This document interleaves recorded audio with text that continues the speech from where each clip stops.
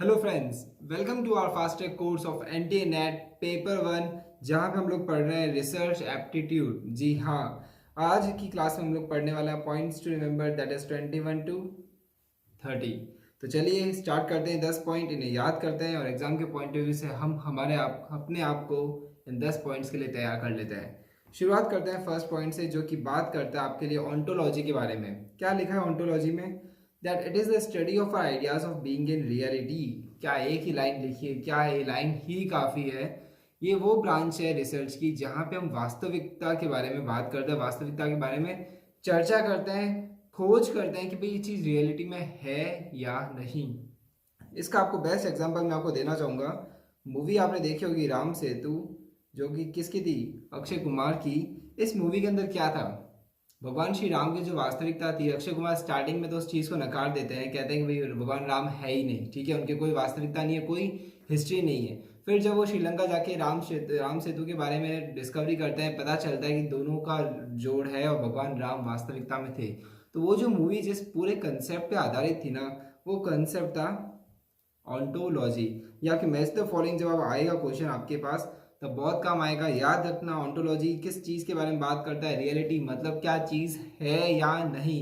Ram Setu is the best example of this concept. अब बढ़ते हैं नेक्स्ट में। नेक्स्ट बात कर रहा है सिक्स थिंकिंग हेड्स। क्या मतलब है सर? ये क्या कोई मूवी का नाम है? सिक्स थिंकिंग हेड्स मतलब क्या?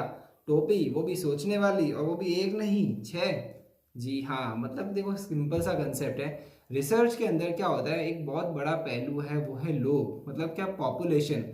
हर आदमी अपने अपने हिसाब से चीज़ों को देखता है, सोचता है, समझता है ना। इसी तरीके से एडवर्ड डी बोनो, क्या लिखा है? एडवर्ड डी बोनो ने एक 1985 में रिसर्च करी और उसने पाया कि हमारे पास टोटल 6 तरह के व्यक्तित्व के लोग पूरी दुनिया में हैं, और उसने उसको नाम दिया सिक्स थिंकिंग हेड्स। ठीक है, मतलब क्या? हर आदमी कोई ना कोई, हर आदमी किसी ना किसी तरीके से सोचता है। तो उसने उन टोटल जो भी सोचने का नजरिया है ना, इन 6 हेड्स के अंदर डिफाइन किया है। तो पढ़ते हैं क्या है सिक्स थिंकिंग हेड्स। सबसे पहले आपके पास आ रहा है वाइट हेड। ओके, सफेद टोपी। क्या लिखा है सफेद टोपी में? ये बात करता है इंफॉर्मेशन के बारे में, मतलब क्या? हम फैक्ट्स फिगर्स के बारे में बात करते हैं, उस बारे में ही सोचते हैं। आप लोगों ने बहुत बार रिसर्च के अंदर हम लोगों ने पढ़ा है, मेथड्स के अंदर, जहाँ पे लॉजिकल रिसर्च में भी हम लोगों ने समझाया था, जो लॉजिक्स पे बात करते हैं, फैक्ट्स और फिगर्स पे बात करते हैं, right. Positivism is the best example of this research.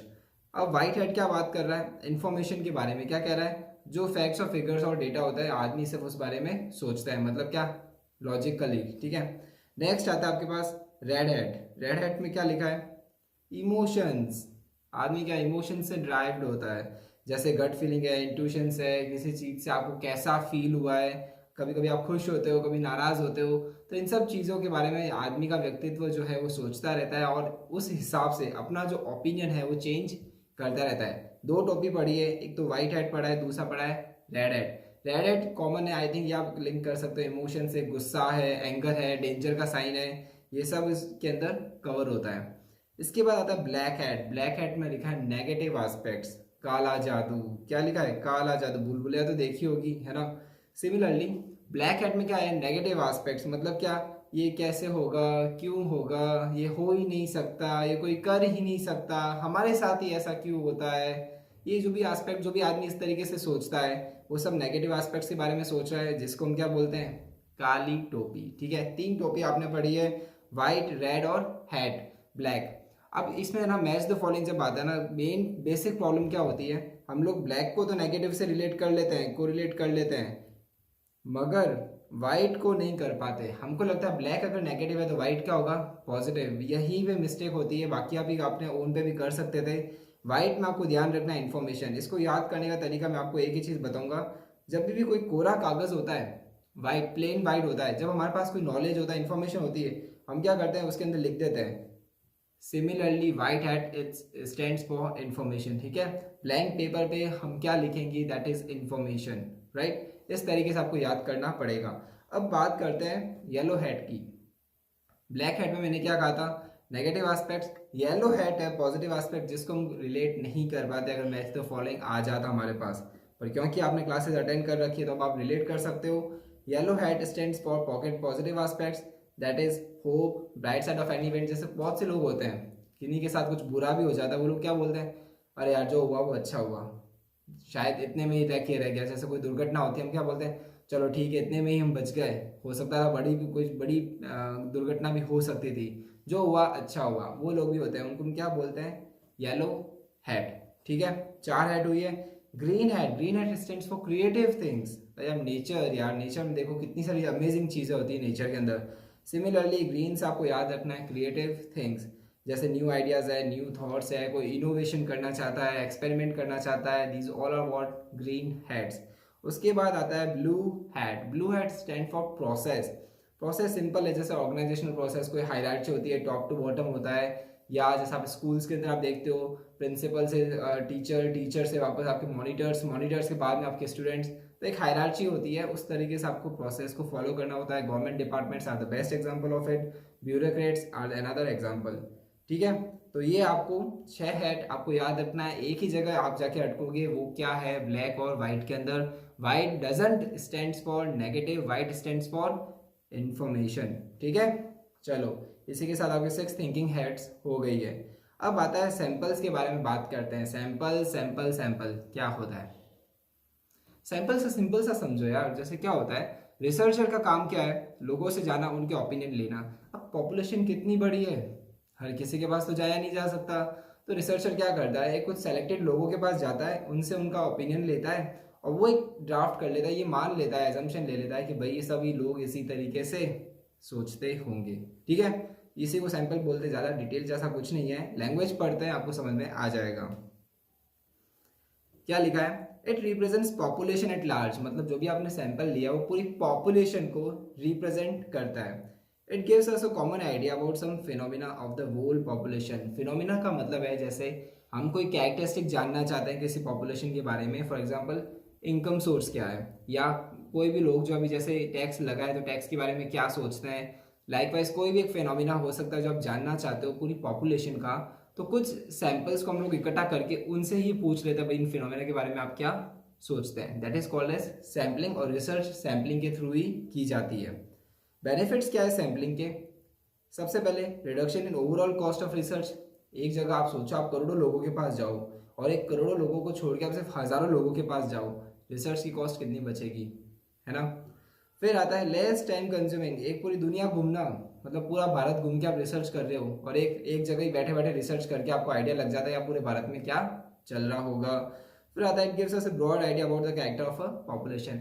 ये आपको एक एक्यूरेट आइडिया नहीं देता है, मगर एक ब्रॉड आइडिया मतलब क्या, मोटा मोटा आपको बता देता है कि पूरी दुनिया कैसा सोचती है। दुनिया का मतलब पॉपुलेशन, पॉपुलेशन का मतलब है कि हम जो रिसर्च कर रहे हैं उससे जो रिलेटिव सब्जेक्ट है, that is called as population. ठीक है, ओके, आई एम होपिंग आपको ये चीज़ क्लियर हो गई है। ठीक है दोस्तों, तो अब आपको बेनिफिट समझ में आ गए। अब समझते हैं सैम्पलिंग के मेथड्स क्या है, और न जाने क्यों ये जो मेथड्स है ना, सैम्पलिंग मेथड्स, ये इंस्टीट्यूट के फेवरेट है, मतलब ऑल टाइम फेवरेट है। इंस्टीट्यूट का ये कहना कि यार ये नहीं पढ़ा किसी बच्चे ने रिसर्च के अंदर, तो क्या पढ़ा, क्या बोले इंस्टीट्यूट कि ये नहीं पढ़ा तो क्या पढ़ा, मगर हम तो पढ़ के जाएंगे। ठीक है, पीटीआर्स के अंदर सब चीज़ कवर हो रही है, तो आप ध्यान रखना, हम सब चीज़ कवर कर रहे हैं, मगर धीरे धीरे, मतलब क्या 10-10 पॉइंट्स के अंदर कवर कर रहे हैं। तो चलो शुरू करते हैं। सबसे पहले क्या, सैम्पलिंग मेथड से। क्या लिखा है, टाइप्स ऑफ सैम्पलिंग मेथड। सबसे पहला मेथड है नॉन प्रोबेबिलिटी, और सेकंड मेथड है प्रोबेबिलिटी। मेरा फोकस सबसे पहले आपको इसका मीनिंग समझाने पे होगा। हाँ, टाइम लूंगा, क्यों, क्योंकि फेवरेट है एनटीए का, इसलिए ये थोड़ा सा टॉपिक में हम टाइम लेंगे, बिकॉज क्वेश्चन आने के अच्छे अच्छे चांसेस है, और मैं यही चाहता हूँ कि आप क्वेश्चन जब आए 100% मार्क्स सिक्योर करो। चलो शुरू करते हैं मीनिंग से। नॉन प्रोबेबिलिटी सैम्पलिंग का सिंपल सा मीनिंग ये है, इसके जब सैम्पलिंग, जब भी रिसर्चर सैंपल लेने के लिए जाएगा, उसके अंदर researcher human intervention, that is personal touch, मतलब क्या अपने देसी भाषा में क्या, उंगली, रिसर्चर क्या करेगा, उंगली करेगा सैंपल्स के अंदर। सिंपल सा मीनिंग ये है भाई, अगर रिसर्चर कभी भी रिसर्च करता है और वो ये मेथड यूज़ करता है नॉन प्रोबेबिलिटी सैम्पलिंग का, दैट मीन्स वो कहीं ना कहीं ह्यूमन इंटरवेंशन या ह्यूमन प्रेफरेंस या अपना जो है ना खुराफाती दिमाग है उंगली करने का, वो करेगा सैम्पलिंग के अंदर। मतलब कुछ ना कुछ तो अपना तिवड़म लगाएगा। कौन, रिसर्चर। रिसर्चर कौन है, मनुष्य, दैट इज इंसान, है ना। इंसान जब भी कोई ना कोई अगर सैम्पलिंग करता है और वो इस मेथड से करता है, अपना उंगली करेगा। अब इस बात को याद रखना, उंगली करने का मतलब, तो अब जब मैं ये समझाऊंगा ना आपको मेथड्स, तो आपको चीज़ समझ में आ जाएगी कि सर उंगली करने का मतलब क्या होता है। ठीक है, अब बात आती है दूसरा मेथड, प्रोबेबिलिटी। इसमें कोई ह्यूमन इंटरवेंशन नहीं होगा, जैसा है वैसा ही काम होगा। सबसे पहले हम समझते हैं क्या नॉन प्रोबेबिलिटी क्या लिखा है, मैंने अब पढ़ते हैं।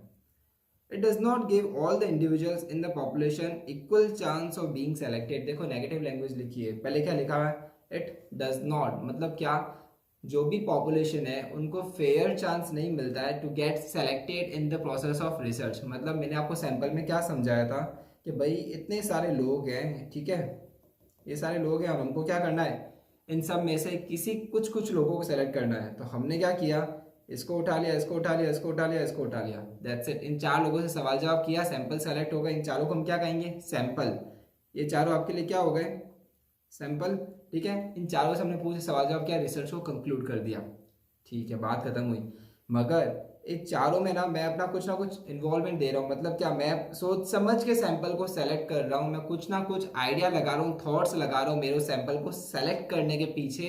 That is called as non probability. क्या कह रहे हैं, नॉन प्रोबेबिलिटी मतलब क्या, रैंडम बेसिस पे नहीं हो रहा है सर, आप अपने चाहने वालों को, ध्यान से सुनो, आप अपने चाहने वालों को ही सवाल जवाब पूछ रहे हो। ये है इस लाइन का मीनिंग। वापस पढ़ते हैं और फिर बढ़ते हैं आगे। It does not give all the individuals in the population equal chance of being selected. मतलब क्या, सारे इंडिविजुअल्स के पास इक्वल चांस नहीं होता है सैंपल बनने का, ठीक है। अब आपको ना ये जो भी मैंने बोला है ना, अभी तक समझ में नहीं आया, मुझे पता है, पर जब मैं आपको मेथड समझाऊंगा ना, आपको समझ में आ जाएगा कि उंगली करने का मतलब क्या होता है। स्टार्ट करते हैं सबसे पहले हम लोग कन्वीनियंस सैम्पलिंग से। कन्वीनियंस सैम्पलिंग आपको ना, ये सैंपल समझने से पहले एग्जांपल मैं और दे देता हूँ, मैं देना भूल गया आपको, अभी दे देते हैं। It's never too late to start. Suppose करो एक मूवी खत्म हुई है, फर्स्ट डे फर्स्ट शो हुआ है, और आपको उस मूवी का रिव्यू लेना है, और वो रिव्यू लेके आपको यूट्यूब पे या लोगों को बताना है, ठीक है। बहुत कॉमन चीज़, आप लोग सब इससे फैमिलियर होंगे कि जनरली जब भी मूवी आती है तो मूवी के जो क्रिटिक्स होते हैं वो पहले ही आ जाते हैं, मूवी कैसी है, स्टार्स की रेटिंग आ जाती है, मूवी ऐसी थी वैसी थी एंड ऑल दिस। तो आपको भी वही काम करना है कि आपको movie first day first show खत्म हुआ है, आपको वहाँ पे थिएटर पे जाना है, मोबाइल कैमरा लेके दोस्तों को लेकर पूछना उनसे कि भाई मूवी कैसी थी, आपको मूवी में क्या लगा and all the like wise. इस एग्जाम्पल को आपको याद रखना है, सारे मेथड्स के अंदर वो काम आएगा और आपको याद करने में भी आसानी होगी। सबसे पहले स्टार्ट करते हैं कन्वीनियंट सैम्पलिंग। कन्वीनियंट सैम्पलिंग में क्या हो रहा है, आपको आ रहा है आलस, आप कह रहे हो कौन जाएगा सुबह सुबह उठ के वहाँ जाके पूछना पड़ेगा लोगों से, नहीं यार, बट आपको क्या पता है रिसर्च तो करनी पड़ेगी। आपने क्या कहा, यार मैं नहीं जा सकता तो क्या हुआ, मेरे मोहल्ले से कुछ लोग गए मूवी देखने के लिए, क्यों ना मैं उन लोगों से सवाल जवाब कर लूँ, उन लोगों से पूछ लूंगा। तो आपने क्या किया, आपके मोहल्ले से 8-10 लोग गए थे, 3-4 लोगों को फोन लगाया और पूछ लिया कि भाई मूवी कैसी थी, मूवी का क्लाइमैक्स कैसा था, स्टार कास्ट कैसी थी, रोल प्ले कैसा था, डांस कैसे थे, ऑल दिस। आपकी रिसर्च वहीं से कंक्लूड हो गई। क्या लिखा है, selecting samples that are accessible to the researcher और easy to collect. Accessible to the researcher और इजी टू कलेक्ट का मतलब कन्वीनियंस, आप अपने आराम से सैंपल्स को सेलेक्ट कर सकते हो, उन लोगों को आप सेलेक्ट कर लेते हो, ठीक है। नेक्स्ट यार आपके पास कंसेक्यूटिव सैम्पलिंग। कंसेक्यूटिव सैम्पलिंग में क्या हो रहा है कि यार मोहल्ले से 8-10 लोग गए थे, तो क्यों ना मैं 8-10 लोगों से सबसे सवाल जवाब कर लूँ। मोहल्ले से 8-10 लोग गए थे, अब मैं क्यों थिएटर जाऊँ, वो लोग वापस घर आएंगे, जब 8-10 लोग घर आएंगे उन सभी से मैं क्या सवाल जवाब कर लूँगा कि वो मेरे मोहल्ले के रहने वाले हैं, तो घर से बाहर निकलते ही मिल जाएंगे नीम के पेड़ के नीचे। That is the thing. क्या लिखा है, सेलेक्टिंग ऑल, क्या लिखा है, selecting all accessible subjects making the sample a better representation of the entire population. पूरी पॉपुलेशन का एक बेटर रिप्रेजेंटेशन बनाने के लिए जितने भी एक्सेसिबल सब्जेक्ट्स हैं उन सबसे सवाल जवाब करना, ठीक है। ये दोनों काफी हद तक रिलेटेड थे। कन्वीनियंस मतलब क्या, मतलब जितना भी एक्सेसिबल रिसोर्सेज है उसमें से 3-4 लोगों से ही मैं सवाल जवाब कर रहा हूँ। कंसेक्यूटिव क्या बोलता है, जितने भी एक्सेसिबल है सबसे मैं सवाल जवाब कर रहा हूँ, ठीक है, ओके। अब आ रहा है जजमेंटल सैम्पलिंग और पर्पसिव सैम्पलिंग। मतलब आप वहाँ पहुँच तो गए, अब पहुँच के आप सिर्फ है ना सिर्फ लड़कियों से इंटरव्यू ले रहे हो, लड़कों से नहीं ले रहे हो। मतलब क्या, लड़कियों से पूछो मैडम कैसा लगा आपको, आपको इंटरवल के बाद मज़ा आया, इंटरवल के पहले मज़ा आया, क्लाइमैक्स कैसा लगा, एक्शन सीन कैसे लगे। This is what judgmental. Jokes apart, क्या कहना चाह रहा हूँ मैं, रिसर्चर प्रेफरेंस दे रहा है सैंपल्स के अंदर। क्या कहना चाह रहा हूँ मैं, सर जो भी रिसर्चर है ना वो एक प्रेफरेंस यूज कर रहा है, मतलब गिने चुने लोगों से पूछा जो भी रिसर्चर को लगते हैं कि भाई ये जो आदमी है ना मेरे को सही और एक्यूरेट इन्फॉर्मेशन दे सकता है अबाउट द होल मूवी, है ना, टू द पॉइंट बात करके मेरी वो बात खत्म कर देगा। रिसर्चर यूजेज हिज और हर judgement to select population members who are likely to provide accurate information. Researcher uses his or her belief to while selecting the sample. ये हम ना रिसर्च के अंदर से क्या पढ़ रहे हैं, आपको समझ में आ रहा है? सैंपल सेलेक्ट करने का मेथड, मतलब जो लोगों से हमको रिसर्च करनी है ना, जिन लोगों से मिलकर रिसर्च करनी है उनको सेलेक्ट करने के मेथड के बारे में पढ़ रहे हैं। ओके, 3 मेथड बता दिए मैंने। अब आता है स्नोबॉल सैम्पलिंग। ये बड़ा मस्त है। क्या होता है, हम लोग मूवी थिएटर गए, हमने 3-4 लोगों से पूछा और 1-2 सवाल पूछे, उनको नहीं आया तो क्या बोलते हैं कि यार मैंने तो मूवी इतने अच्छे से नहीं देखी, मगर मेरा भाई है वो उधर खड़ा है उसने बहुत मूवी अच्छे से देखी है, तो आप जो सवाल पूछना चाहते हो वो उनसे पूछ लो। क्या हो रहा है, मतलब मैंने जिस बंदे को पकड़ा ना उसके वो किसी और के पास ही भेजा है, मतलब 1 to 2, 2 to 3। क्या हो रहा है, मैंने किसी को पकड़ा, वो किसी और के पास मुझे भेज रहा है। क्या कह रहा है, उससे जाके पूछ लो कि उसके पास ज़्यादा अच्छे से इन्फॉर्मेशन होगी। इस चीज़ को बोलते हैं स्नोबॉल सैम्पलिंग। इसको याद करने के लिए मैं आपको एक सिचुएशन बताता हूँ। आपको पता है न्यूली मैरिड कपल्स है ना, जनरली हनीमून के लिए जाते हैं बर्फीली जगह पे, जैसे जम्मू एंड कश्मीर चले गए, ठीक है, और वहाँ जाके स्नोबॉल के जो स्नो होती है उसकी बॉल्स बनाते हैं और एक दूसरे के ऊपर फेंकते हैं। कहना क्या चाह रहा हूँ, यहाँ पे भी वही चीज़ हो रही है स्नोबॉल सैम्पलिंग के अंदर। जब रिसर्चर किसी के पास जाता है रिसर्च करने के लिए, वो रिस्पॉन्डेंट उसको उठा के किसी और के पास फेंक देता है। क्या बोलता है, भाई तू मेरे से मत पूछ, उससे पूछ। यही मैं कहना चाह रहा हूँ और यही लिखा है। अब आप पढ़ो क्या लिखा है। The information may be selected from few individuals and they may identify other individuals. मतलब क्या, जिन इंडिविजुअल से इन्फॉर्मेशन ली है ना वही दूसरों के पास भेज रहे हैं। ये इसका क्लू पॉइंट है। समझो मैं बात को डिटेल समझाने का रीजन क्या है, यही है। वापस देखते हैं। The information may be selected from few individuals and they may identify other individuals for the purpose of gathering information. This is creates a sampling elements, network of sample elements। ठीक है, ध्यान रखना स्नोबॉल के अंदर generally लोग confuse होते हैं और यहीं पे मिस्टेक होने के चांसेस होते हैं। अब आता है fifth point, that is quota sampling. Quota sampling basically क्या होता है, जैसे हम कोटास बना देते हैं। जैसे आप सपोज मूवी में गए, आपने कहा हर एज के क्राइटेरिया से मुझे ओपिनियन लेना है, बच्चों से भी लेना है, बड़ों से भी लेना है, लेडीज से भी लेना है, ओल्ड एज पर्सन से भी लेना है, टीनेजर से भी लेना है, एडल्ट से भी लेना है। ये आपने क्या किया, कोटा बना दिया। हर एज क्राइटेरिया से आपने एक एक दो लोग को चूज किया और वहां से आप लोगों ने उनसे ओपिनियन लिए। सिंपल है ना, जैसा बोला है वैसा ही है। जो जो एग्जाम्पल दे रहा हूँ वो आपको याद रखने पड़ेंगे ताकि आपका इजीली चीज़ें याद हो जाए। क्या है, researcher interviews a prescribed number of individuals and each of research subject. जितने रिसर्च सब्जेक्ट है उसके अंदर प्रिस्क्राइब्ड नंबर ऑफ इंडिविजुअल्स को ये ही इंटरव्यू करता है। मतलब क्राइटेरिया कुछ भी हो सकता है। मूवी का एक एग्जाम्पल दिया है मैंने, अलग अलग रिसर्च का अलग अलग क्राइटेरिया हो सकता है, वो रिसर्चर खुद डिटरमाइन करता है। किसके अंदर, नॉन प्रोबेबिलिटी। बिकॉज क्या है, इसको क्या करनी है, उंगली करनी है। इसके अंदर पूरा ह्यूमन एलिमेंट इन्वॉल्व है। ह्यूमन एलिमेंट का मतलब क्या, पूरी रिसर्च के अंदर जो भी सैम्पलिंग का प्रोसेस है रिसर्चर अपने हिसाब से डिटरमाइन करता है। ओके, अब आता है डायमेंशनल सैम्पलिंग। ये बड़ा इंटरेस्टिंग है। इसकी डायमेंशनल सैम्पलिंग, जैसे आपको याद करो अभी 2D होता है, 3D होता है, मूवीज 3D आने लग गई। जब आप मॉल्स में जाते हो वहाँ पे 8D करके मूवीज भी चलती है ना, जिसके अंदर चेयर्स वेयर चलती है, बारिश का पानी और सब चीज़ आता है। सिमिलरली डायमेंशनल में क्या होता है, ये हर तरह के लोगों से सवाल जवाब करता है। जैसे किसी की इनकम कम है तो उससे भी सवाल करेगा, इनकम ज़्यादा है उससे भी करेगा, जेंडर स्पेसिफिक भी करेगा, एजुकेशनल लेवल के हिसाब से भी करेगा। जैसे कोई मूवी किसी गांव के आदमी को कितनी समझ में आई और जो हाईली एजुकेटेड है उसको कितनी समझ में आई। तो जितने भी कैटेगरीज अवेलेबल है वहाँ पे सैम्पलिंग के लिए, हर कैटेगरी में से एक एक बंदे को उठाएगा। ये काइंड ऑफ कोटा सैम्पलिंग है, मगर थोड़ा सा डेप्थ के अंदर है। मतलब जितनी भी वैराइटीज बनेगी ना, हर वैरायटी में से लोगों को, कैरेक्टर को लेगा सैम्पलिंग के अंदर। क्या लिखा है, researcher takes into account several characteristics of an individual such as gender, income, educational level and ensures that there is at least one person in the study representing each of those chosen characteristics। ठीक है, डायमेंशनल्स आपको याद रखना होगा। 2D 3D 8D की तरह जितने भी डायमेंशन होते हैं पर्टिकुलर उस रिसर्च सब्जेक्ट के, वो सबको चूज करता है, हर एक कैटेगरी को चूज करेगा। ओके, फिर आता है एक्सीडेंटल सैम्पलिंग। एक्सीडेंटल सैम्पलिंग नाम से ही समझ में आ रहा है सर, जनरली एक्सीडेंटली कोई चीज़ मिल जाती है ना, जैसे कोई पुराना फ्रेंड एक्सीडेंटली हमको कहीं पे मॉल में मिल जाता है। सिमिलरली एक्सीडेंटल में क्या होता है, माइक लेके घूमता रहता है, मैडम आप बताएं कैसी लगी मूवी, बच्चा आप बताओ कैसी लगी, आप बताओ कैसी लगी। That's it, that is what accidental sampling. क्या लिखा है, here researcher come across any individual across the street who do not have information about subject. मतलब किसी ने मूवी देखी हो चाहे नहीं देखी हो, उनसे सवाल जवाब करेगा। जरूरी नहीं हो थिएटर के अंदर ही बैठ के पूछे, थिएटर के बाहर ही पूछे। रास्ते में भी, क्या आपने देखी है मूवी, क्या आप देखने जाएंगे, आप देखने जाएंगे तो कब देखने जाएंगे, क्यों नहीं देखी आपने मूवी, लाइक वाइज। ठीक है, चलो मुझे पता है थोड़ा सा लंबा हो गया है, बट क्योंकि इंपॉर्टेंट टॉपिक है तो आई एम ऑल्सो थोड़ा सा मजबूर हूँ, बताना पड़ेगा क्योंकि नहीं पढ़ाया मैंने सही से। तो फिर क्या पढ़ा यार, फास्ट ट्रैक का मतलब इतना भी नहीं है कि हम लोग सब में ना स्पीडली चले। एक बार के लिए फटाफट रिकॉल करते हैं, फिर बाकी का जो पार्ट है वो आपके माइंड मैपिंग का क्लास में कवर कर लेंगे। कन्वीनियंस, आपके कन्वीनियंस के हिसाब से आप सैंपल उठाते हो, मतलब जो जैसे मिलेगा, मतलब जैसा आपको पता है ना ये यहाँ पे अवेलेबल है उसे उठा लिया। कंजिक्यूटिव सैम्पलिंग क्या बोलता है, जितना भी एक्सेसिबल सब्जेक्ट मटेरियल है उन सब से आप इंफॉर्मेशन लो, उन सब से ओपिनियन लो। फिर आता है जजमेंटल सैम्पलिंग और पर्पसिव सैम्पलिंग, आप अपने जजमेंट से सैंपल्स को सेलेक्ट करते हो। स्नोबॉल सैम्पलिंग के अंदर क्या होता है, जिसको आपने चूज किया वो किसी और के पास आपको भेज रहा है, मतलब क्या रेफर कर रहा है। कभी नहीं होता हम डॉक्टर के पास जाते हैं, हड्डी वाले डॉक्टर के पास गए तो बोल रहा है नहीं आप तो कार्डियो के पास जाओ, लाइक वाइज।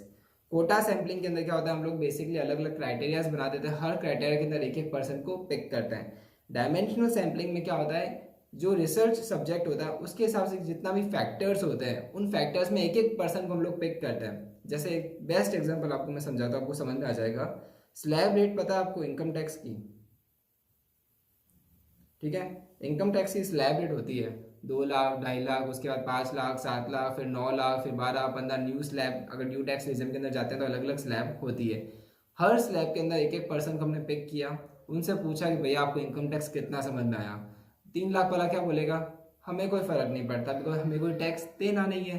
5 लाख वाला क्या बोलेगा, अब हमें 5% टैक्स देना पड़ेगा। फिर 5 से 7.5 लाख वाला, फिर 7.5 से 10 लाख वाला। तो हमने क्या किया, हर कैटेगरी के अंदर एक एक पर्सन को पिक कर लिया। This is what dimensional sampling.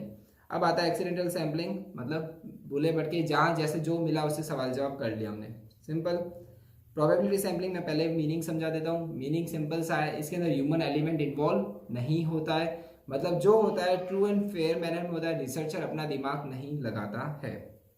Okay, तो क्या लिखा है, each individual has equal chances of being selected in sample research subject of a researcher. ठीक है, सिंपल रैंडम सैम्पलिंग, नाम से समझ में आ रहा है रैंडम बेसिस पे हम लोग लेते हैं। Individuals are selected on random basis where everyone has equal chance of being selected. For example drawing a name from consisting of ball, जैसे आप हाउसी खेलते हो तो हर नंबर का इक्वल चांस होता है उसमें से पिक होने में, है ना।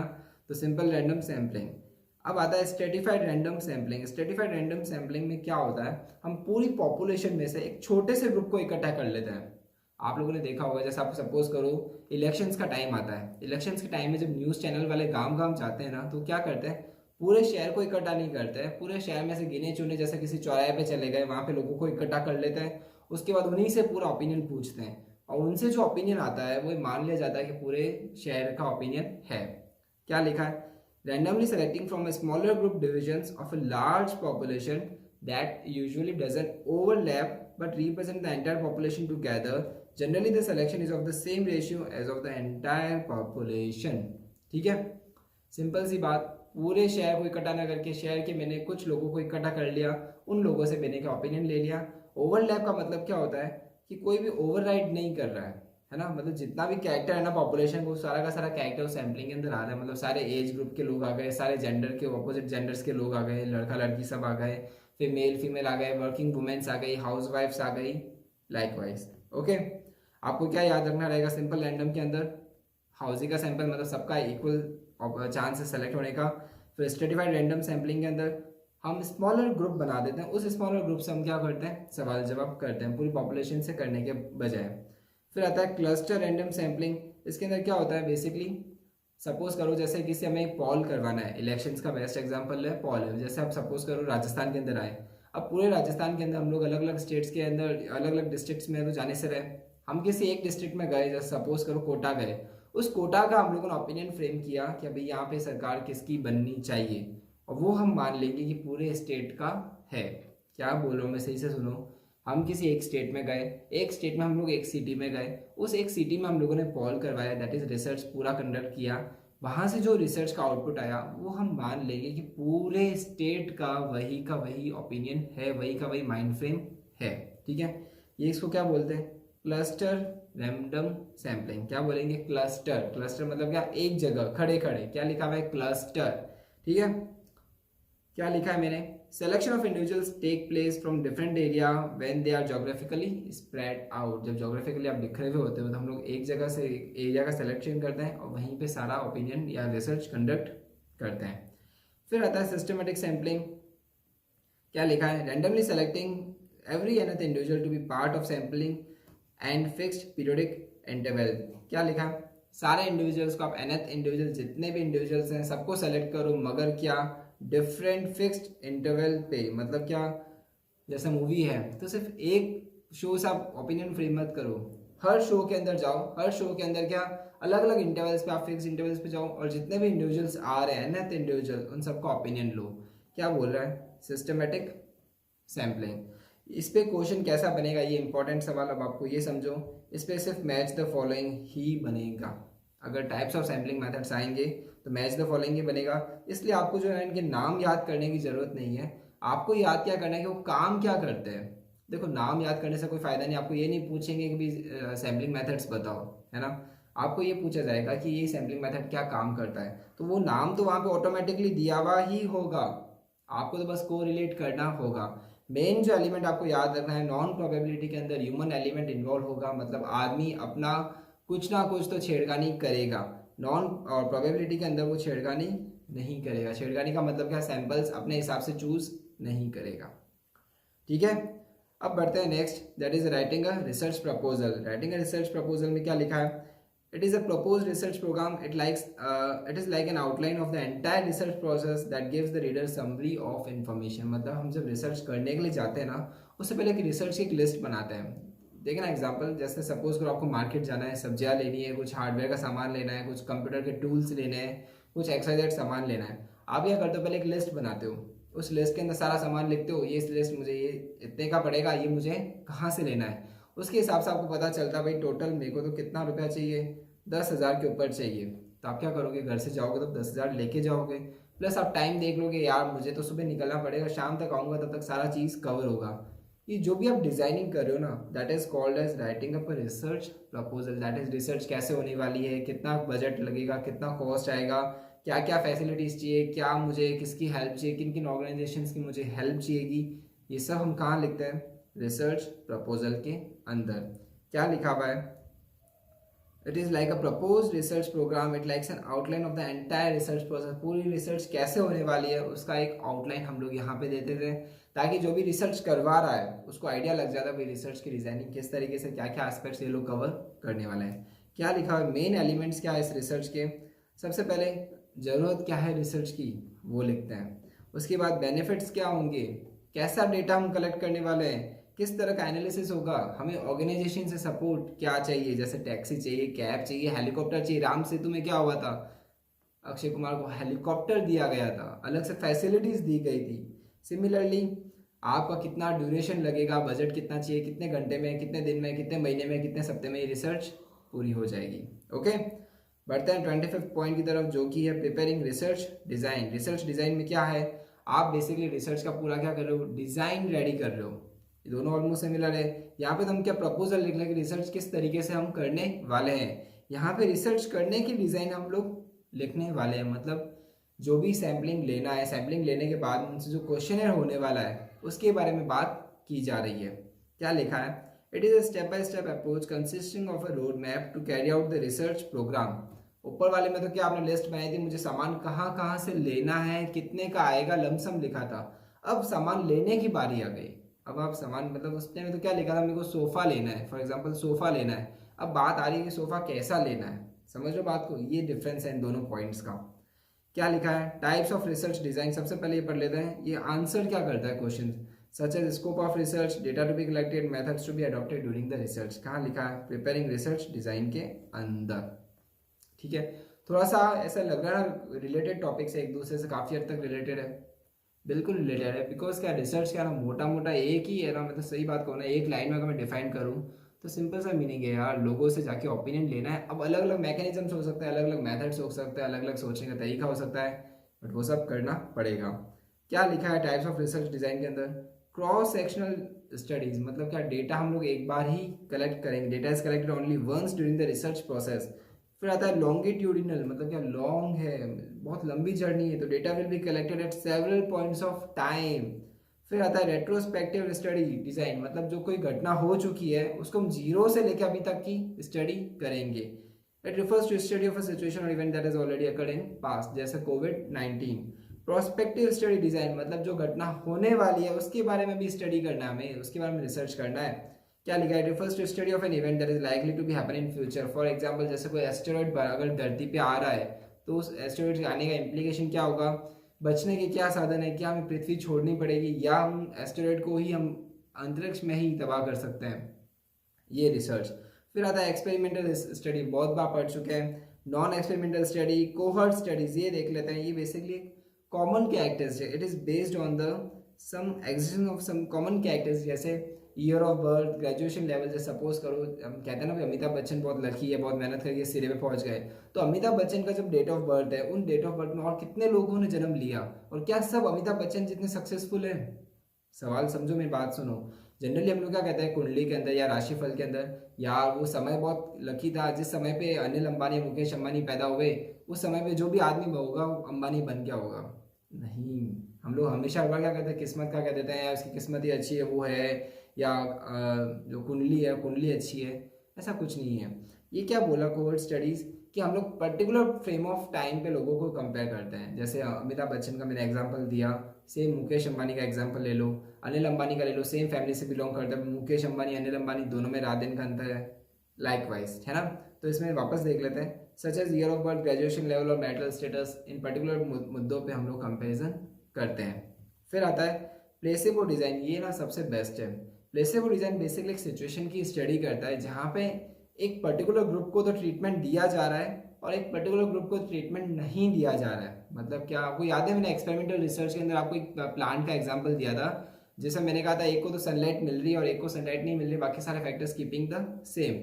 सिमिलरली प्लेसेबो डिज़ाइन में क्या होता है कि जैसे कोई बीमार आदमी है, उसको हम बोल रहे हैं कि हम ट्रीटमेंट दे रहे हैं, मतलब उसको हार्ट की दवाई बोल के दे रहे हैं, जबकि दे रहे हैं सिर्फ कैल्शियम की दवाई। That is for placebo design. क्या लिखा है? It is the study of a situation where one group is given actual treatment and second group receiving a placebo treatment. मतलब उसको सिर्फ नाम का ट्रीटमेंट मिल रहा है और हम उसकी स्टडी कर रहे हैं, मतलब साइकोलॉजी की स्टडी कर रहे हैं। कभी कभी नहीं होता है कि यार डॉक्टर की दवाई देने से हम लोग अपने आप को सही फील करते हैं। सिमिलरली वही चीज़ है, उस चीज़ को क्या बोलते हैं? प्लेसेबो। आपको टर्म याद करना पड़ेगा, प्लेसेबो मतलब क्या? सिर्फ नाम का ट्रीटमेंट मिल रहा है बट एक्चुअल में ट्रीटमेंट नहीं मिल रहा है। That is what placebo. Alright, ये थे आपके रिसर्च डिज़ाइन के कुछ 8 टाइप्स। अब बढ़ते हैं next, that is format and styles of referencing. इसको क्या बोलते हैं? एफआर। क्या बोलेंगे हम लोग इसको? Format and styles of referencing में एफआर। सिंपल सा मीनिंग है यार, जब भी देखो कोई बुक लिखता है, आप जैसे पीएचडी कर रहे हो, आप भी कोई बुक लिखोगे तो आप भी अपना जो नॉलेज है कहीं ना कहीं से सोर्सेज से डिराइव करोगे। तो आप जिस भी सोर्सेज से अपना नॉलेज डिराइव कर रहे हो, उस सोर्सेज को अपनी बुक्स के अंदर रिकॉग्नाइज करना, अपनी रिसर्च मटेरियल के अंदर रिकॉग्नाइज करना। सिंपल। हर बुक के आपने देखा होगा रेफरेंस मटेरियल में रेफरेंस दिया होता है या सोर्सेज दिया हुआ होता है, या मैंने मटेरियल कहाँ कहाँ से डिराइव किया, या कहाँ कहाँ कौन कौन सी बुक्स मैंने पढ़ी है। लाइकवाइज जैसे हम भी नोट्स बना रहे हैं तो हम भी दूसरे ऑथर्स की बुक को पढ़ते हैं, जहाँ पे भी जिस भी ऑथर का ऐसा लगता है कोई नया पॉइंट आया जो बच्चों ने अभी तक नहीं पढ़ा होगा या एग्जाम में आने लायक है, उसको हम लोग हमारे नोट्स में कवर कर रहे हैं। मैंने पहले भी कहा, teacher is not the creator of knowledge, it is the executor और the facilitator of knowledge. Right. क्या लिखा है? It refers to set of rules that tells us how to acknowledge the thoughts, ideas and works of others in a particular way in our research. There are standards, generally कुछ standards दिए गए हैं। ऐसा नहीं कि आप चलते chapter के बीच में आप कहीं पे भी रेफरेंस मटेरियल दे दो और बाद में बोल दो कि मैंने तो सर इसका रेफरेंस यूज़ किया था। नहीं, 2 स्टाइल होती है, एक होती है एमएलए, एक होती है एपीए। एमएलए क्या बोलता है? मॉडर्न लैंग्वेज एसोसिएशन और अमेरिकन साइकोलॉजिकल एसोसिएशन। आपको सिर्फ नाम याद होने चाहिए, फुल फॉर्म अगर कभी आ जाए तो, बाकी इतना इन डेप्थ जाने की जरूरत नहीं है। इतना सा याद रखना format and styles of referencing के अंदर कि हम दूसरों के काम को हमारे रिसर्च के अंदर एक्नॉलेज कर रहे हैं, उनको बता रहे हैं कि भाई हमने ये सोर्स है नॉलेज का, यहाँ से लिया है। ओके, अब बढ़ते हैं 27 point, that is main terms use in context of footnotes and reference writing. ये आपके लिए इंपॉर्टेंट है, ये आ सकता है क्वेश्चन। क्या लिखा हुआ है? फुटनोट्स और रेफरेंस राइटिंग में क्या होता है? जनरली रेफरेंस में तो हम लोगों ने ऑथर्स के नाम ले लिए। अब जब हम लोग एक ही ऑथर अलग अलग बुक्स लिख रहा होता है या दूसरे ऑथर्स की बुक को कुछ कॉपी कंटेंट कर रहा होता है, तो वो रेफरेंस देता है फुटनोट्स के अंदर, कि स्टार मार्क लगा के वहाँ पे लिख देता है कि भाई ये कंटेंट यहाँ से लिया गया है, इसके अंदर ये अपडेट है, इसके अंदर वो है। लाइकवाइज फुटनोट समझ में आ गया आपको मीनिंग। जो नीचे आता है कंटेंट के एकदम लास्ट में जो आता है उसको हम बोलते हैं फुटनोट्स। सबसे पहले आता है आईबिड। आईबिड को हम लोग क्या बोलते हैं? एबीडीएम। क्या बोलते हैं? ईबीडीएम। क्या बोलते हैं? ईबीडीएम। किसको? आईबिड को। याद रखना ईबीडीएम बोलते हैं। ये क्या बोलता है? विच मीन्स द सेम, मतलब क्या, किसी ऑथर ने कोई काम किया हुआ है जो पहले भी किया हुआ है, सोर्स भी सेम है, कंटेंट भी सेम है, उसको हम लोग क्या करते हैं? ईबीडीएम करके लिख देते हैं नाम सीधा। It refers to the same author and source. तो इसका मतलब अगर कहीं पे भी ईबीडीएम लिखा हुआ है तो आपको ये समझ जाना है कि ऑथर भी सेम है, सोर्स भी सेम है। फॉर एग्जाम्पल मैंने लिख दिया ईबीडीएम सो एंड सो बुक, है ना, तो मतलब इस बुक का मैंने जो पहले ईबीडीएम जो भी सोर्स यूज किया हुआ है, जो भी इसका नाम है ऑथर का, वो एज इट इज यहाँ पे आ जाएगा। इससे क्या होगा? मुझे बार बार लिखने की जरूरत नहीं पड़ेगी। जनरली आप लोग क्या कट कॉपी पेस्ट आपने कंसेप्ट सुना होगा, सिमिलर टू दोज है। फिर आता है op.cit। इसको क्या बोलते हैं? It refers to opus citatum. क्या लिखा है? It refers to opus citatum. Basically ये जो भी रेफरेंस है, रेफरेंसेस हम लोगों ने यूज़ किया है किसी और बुक के अंदर, जैसे मेरी कोई बुक है, मैंने प्रीवियस बुक में कोई रेफरेंस यूज़ किया है, अब मुझे उनको वापस यूज़ करना है इसी बुक के अंदर, मैं कहीं ना कहीं उसका मटेरियल यूज़ कर रहा हूँ, मैं क्या करूँगा? op.cit लिख के उस बुक का नाम दे दूंगा। उससे क्या होगा? उस बुक में जितने भी रेफरेंस होंगे एज इट इज यहाँ पे मान लिए जाएंगे। ठीक है, तो ये आपको याद रखना पड़ेगा। फर्स्ट क्या है? IBID दैट इज ईबीडीएम, और सेकंड क्या आ रहा है? op.cit that is opus सिटेटम। अब आ रहा है loc.cit। It refers to loco citato. It refers to loco citato. क्या लिखा है? इट इज अ फुटनोट और and term use to repeat the title and page number for a given work. इसके अंदर हम टाइटल और पेज नंबर को क्या करते हैं? रिपीट करते हैं। It is footnote or end note term which is used to repeat the title and page number for a given work. Okay, फिर आता है AT.AL। AL मतलब ऑल हो गया, ETC मतलब आपको याद होगा पहले हम ETC लिखा करते थे, एक्सेट्रा, लाइकवाइज हम लोग एक्सेट्रा लिखते थे। उसी तरीके से क्या लिखा है? AT.AL। क्या लिखा है इसके अंदर? It is used for referring to a number of people. मतलब मैंने किसी पुरानी बुक में नंबर सो एंड सो, मतलब जैसे हम क्रेडिट नहीं देते, मैं मेरे टीचर्स को, मैं मेरे स्टूडेंट्स को, इन सबको थैंक्स कहना चाहता हूँ कि इन्होंने मुझे अपने रिसर्च के अंदर हेल्प किया। अब वो किसी और रिसर्च में मैंने किया है, सेम रिसर्च का मटेरियल मैं करंट रिसर्च के अंदर यूज़ करना चाहता हूँ, तो मैं क्या करूँगा? AT.all लिख के उस रिसर्च का नंबर वहाँ पे दे दूंगा। तो उस पुराने रेफरेंस में जितने भी लोग थे उन सब का नाम इसी के अंदर मान लिया जाएगा। ये इंपॉर्टेंट है, ये आप जरूर देखना। ऑथर ने अभी अभी रिसेंटली दिया, रिसेंट जो पब्लिकेशन आया था पियर्सन का, उसके अंदर ये दिया हुआ था, तो वहाँ से इसको पिक किया गया है। ठीक है, मैंने भी बता दिया कि सोर्स क्या है इस कंटेंट का। ओके, चलो, आई होप ये आपको क्लियर हो रहा है। आईबिड आपको याद रखना पड़ेगा, means the same author and source. फिर op.cit बात करता है रेफरेंसेस की, फिर loc.cit बात करता है फुटनोट की या पेज नंबर की, और et.all आपके लिए बात करता है क्या?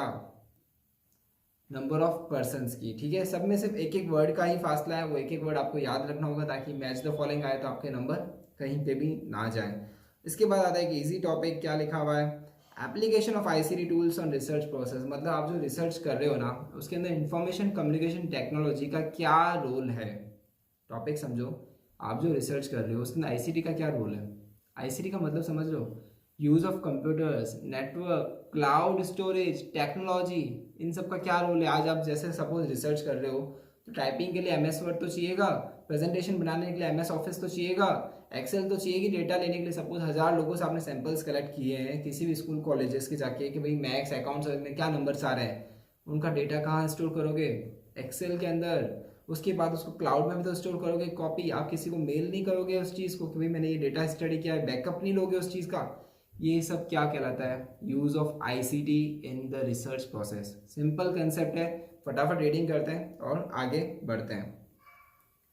It refers to the use of computers in the process of conducting research and data computation. Use of ICT such as spreadsheet, statistical tools, word processor packages, presentation software, database management system, browsers जैसे वो आपकी Oracle browsers में जैसे Opera हो गया, Safari हो गया, Chrome हो गया, tools through internet, Yahoo web browser, modern research tool that is Zotato and Evernote। ये इंटरेस्टिंग है, इसका मैं समझा देता हूँ। इसके अंदर क्या होता है, जैसे आप कोई रिसर्च कर रहे हो, आपने रिसर्च का अलग अलग लोगों से, साइंटिस्ट लोगों की बात करते हैं। अब साइंटिस्ट को ऐसा नहीं कि सारे साइंटिस्ट एक जगह बैठ के ही रिसर्च करते हैं, तो वो लोग क्या करते हैं, अलग अलग जगह बिखरे हुए होते हैं, आपस में स्टडी करते हैं, आपस में एक दूसरे के साथ शेयर करते रहते हैं कि भाई मैंने ये स्टडी किया, मेरी आज की ये फाउंडिंग है, मैंने यहाँ पे ये मैकेनिज्म्स अप्लाई किए, ये सब हुआ। तो सब आपस में कनेक्टेड होते हैं एक नेटवर्क के थ्रू। तो वो जो उस चीज़ को क्या बोलते हैं, जोटेटो एंड एवरनोट। अगर आपने मूवी देखी होगी 2012, जहाँ पे इंडिया में एक साइंटिस्ट ने रिसर्च किया था कि भाई अब ये जो टेक्टिक प्लेट्स हैं वो बर्स्ट होने वाली है और अब प्रलय आने वाला है। आपको याद हो अगर 2012 आपने मूवी देखी है।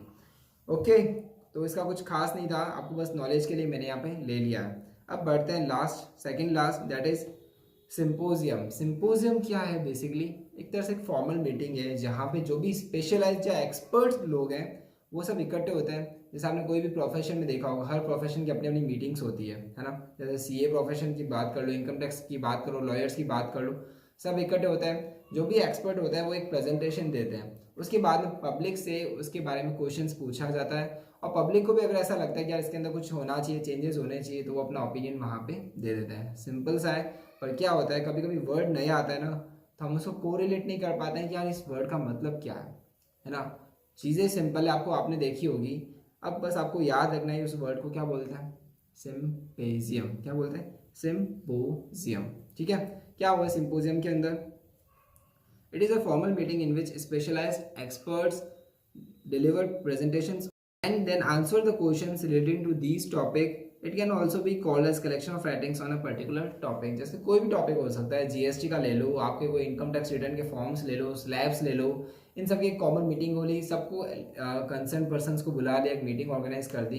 वहाँ पे जो भी एक्सपर्ट बंदा है वो अपना एक प्रेजेंटेशन दे देगा, उसके बाद पब्लिक से कोई क्वेश्चंस है तो ओपन कर देगा। पब्लिक को लगता है कि नहीं इसके अंदर कोई ना कोई चेंज होना चाहिए, जैसा कोई बंदा खड़ा होकर बोलता है सर मैडम इस बार इनकम टैक्स ही नहीं होना चाहिए, इनकम टैक्स हटा दो, आप जीएसटी ले रहे हो हमसे, हम क्या टैक्स ही देते रहेंगे क्या? तो ठीक है, वो अपना प्रेजेंटेशन वहाँ पे ओपनली दे सकता है एंड वो अपनी बात वहाँ पे रख सकता है।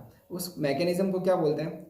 सिम्पोजियम। ठीक है, ओके। लास्ट टॉपिक फाइनली आता है, वो है वर्कशॉप्स। आप लोगों को बहुत अच्छे से पता है वर्कशॉप्स आपने समर्स में देखी होगी, छोटे छोटे लेवल पे क्या होता है वर्कशॉप्स कंडक्ट की जाती है, जहाँ पे एक टीचर या कोई भी एक्सपर्ट या रिसर्च पर्सन आता है और एक कंप्लीटली अपनी टेक्निकल स्किल्स वहाँ पे शोकेस करता है। बचपन के दिन याद करो जहाँ पे डांस के वर्कशॉप्स हुआ करती थी, जहाँ पे कोरियोग्राफर्स आया करते थे, बड़े बड़े सिटी टू सिटी घुमा करते थे और वहाँ पे आके आपको डांस के स्किल्स सिखाया करते थे।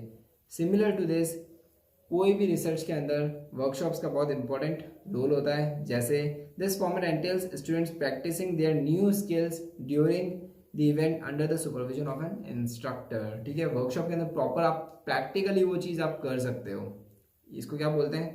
वर्कशॉप्स। सिंपल सा कंसेप्ट था, थोड़ी सी क्लास लंबी हो गई है बट कंटेंट काफ़ी लंबा था। सो अभी के लिए हम लोग चलते हैं माइंड मैपिंग की तरफ और देखते हैं कि क्या है इस बार आज हमने जो याद किया उसको किस तरीके से फ्यूचर में रिमेंबर रखना है। आपके लिए हम लोगों ने माइंड मैपिंग इस बार कलरफुल मैकेनिज्म में कन्वर्ट कर दिया है। ये जो भी है ये सब पहले के हम लोगों ने जो टॉपिक्स पढ़े थे उसका है। जरा सा एक एक दो दो टॉपिक ले लेते हैं ताकि आपको याद आ जाए।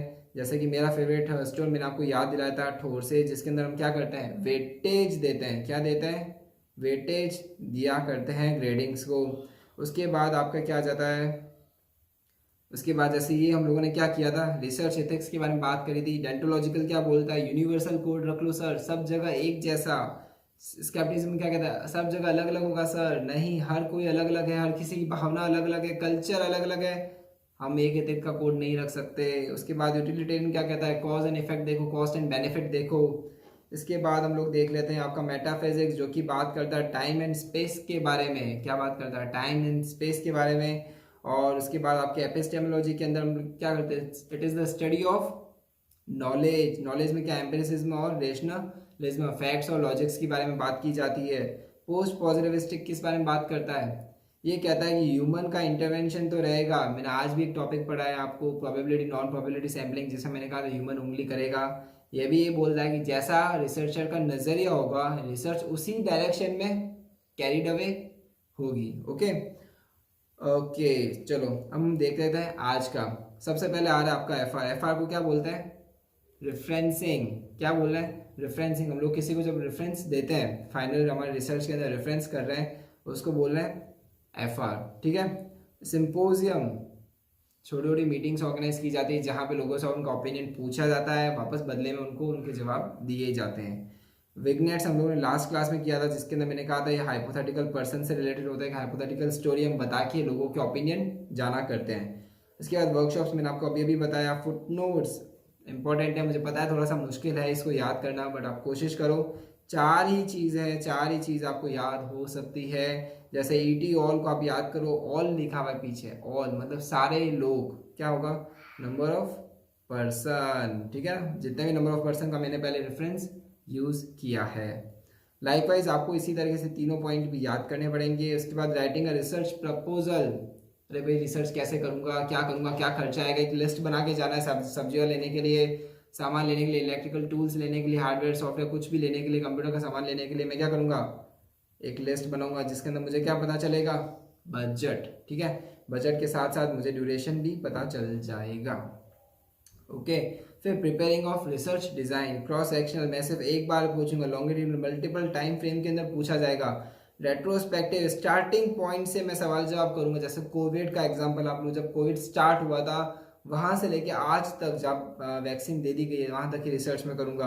प्रोस्पेक्टिव, फ्यूचर में होने वाली कोई घटना उसके बारे में रिसर्च किया जाएगा। जैसे आपको पता होगा, भी आपको मैं अभी पोस्टर भी आपको मैं दिखाता हूँ यहाँ पे, क्या है कि जैसे ना मार्स पे एनवायरनमेंट कैसा है हमें नहीं पता, बट मार्स पे एनवायरनमेंट कैसा हो सकता है उसकी कल्पना पे हम लोग धरती पे एक ऐसी ही सिचुएशन बना रहे हैं और उसके बारे में स्टडी करें कि ह्यूमन किस तरीके से रह सकता है। और रिसेंटली भी पता है, एक लेडी भी थी अराउंड मोर देन 50 ईयर्स की थी, जो 2 साल तक सिर्फ गुफाओं में रही है without the any intervention of outside world, मतलब बाहरी दुनिया से कोई वास्ता नहीं। एक लेडी को यहाँ पे रखा गया। बहुत इंटरेस्टिंग टॉपिक है, बहुत इंटरेस्टिंग आर्टिकल है। ये भी क्या एक तरह से रिसर्च है दोस्तों। अगर आप देखोगे ना आसपास की दुनिया में, तो ये सब एक रिसर्च का एक पार्ट है। आप खुद पता कर सकते हो यार ये कौन से तरह की रिसर्च है ना। कमेंट सेक्शन में कमेंट करो, ऐसा कोई भी टॉपिक, ऐसा कोई भी आर्टिकल जो आपको याद आ रहा हो, आपको लग रहा है कि सर ये रिसर्च का पार्ट है, और हमें बताओ ये किस तरह की रिसर्च की जा रही है ना। तो इससे क्या इंटरेस्टिंग होगा, एक इंटरेक्शन डेवलप होगा आपके और मेरे बीच में। अब बात कर लेते हैं 6 थिंकिंग हेड्स, किसने दिया था, एडवर्ड डी बोनो। किसने दिया था, एडवर्ड डी बोनो। क्या है, एडवर्ड डी बोनो। 3 नाम है यार, याद तो करना पड़ेगा, एडवर्ड डी बोनो, ठीक है। इसने क्या कहा था, आदमी 6 तरीके से सोच सकता है। वाइट हेड, मैंने इसमें मेन जो चीज़ बताने का रीज़न क्या है, ब्लैक और वाइट। वाइट को नेगेटिव नहीं लेना है, वाइट इज फॉर इन्फॉर्मेशन। कोरा कागज पे क्या लिखोगे, कुछ तो ज्ञान की बातें लिखोगे, that is white head for information, red head for emotions, black for negative, yellow for positive aspect, green for creative and blue is for process. Okay, placebo design बहुत इंटरेस्टिंग है। बेसिकली हम क्या करते हैं, एक ग्रुप को तो full treatment देते हैं, एक ग्रुप को ट्रीटमेंट नहीं देते हैं। जैसे कोविड का ले लो एग्जांपल, एक को तो हम डोलो वोलो सब दे रहे हैं ना, पैरासीटामोल, डोलो, नेजेथ्रोन सब दे रहे हैं। एक को क्या दे रहे हैं, डिस्प्रिन। क्या कह रहे हैं, तो कोविड की दवाई तो ले ले, डिस्प्रिन। और उसके बाद हम देखते हैं कि दोनों में ट्रीटमेंट का क्या फर्क आ रहा है, that is what placebo design. Okay, उसके बाद आपने ऑन्टोलॉजी, सबसे फर्स्ट टॉपिक ऑन्टोलॉजी पढ़ा है, जिसमें मैंने आपको किसका एग्जांपल दिया था, राम सेतु का मूवी का एग्जांपल दिया था, जो कि किसकी बात करती है, आपसे रियलिटी के बारे में बात करता है, दैट इज वास्तविकता। सिमिलरली सैंपल्स आपके लिए इतने सारे दे रखा है, मेन जो चीज़ सैंपल्स में याद रखना है, non probability there is human intervention, probability there is no human intervention, simple, ठीक है। इसको जरूर देख लेना स्नोबॉल सैम्पलिंग को, बिकॉज यहीं पे जाके आप अटकोगे।